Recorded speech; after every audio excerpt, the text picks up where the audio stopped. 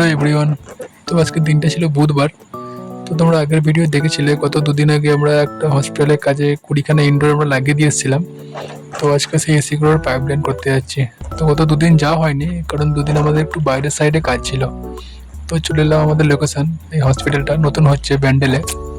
তো সাইডে প্রথমেই আমরা দেখতে চলে এলাম আউটডোর রাখবার যে র্যাকটা করতে বলা হয়েছিল সেই র্যাকটা দেখে নিলাম। তারপর এসির যে পাইপটা আমরা লাগাবো পাইপটা খুলে নিয়ে পাইপটাকে ইনসুলেশন দিয়ে পাইপটাকে র্যাপিং করতে আমরা শুরু করলাম। তো নেক্সট আমরা 9খানা পাইপের কত কি পাইপ লাগবে সেই পাইপটা মেপে নিয়ে পাইপ কেটে আমরা পাইপের র্যাপিংটাও শুরু করে দিলাম। তো পাইপের র্যাপিং মোটামুটি কমপ্লিট র্যাপিং করার পর ফাইনালি পাইপগুলোটি কীরকমই দেখতে লাগছিল। তো র্যাপিং করা কমপ্লিট করে আমরা এখন চলে এসেছি আউটডোরের কাছে। তো আউটডোরের পজিশনটা ঠিক এরকম ছিল, দুতলা মেশিনে র্যাকটা করতে বলা হয়েছিল। তো প্রথম পাইপ আমরা ভরে দিলাম। তো ভিডিওটা তোমরা শেষ পর্যন্ত দেখতে থাকো।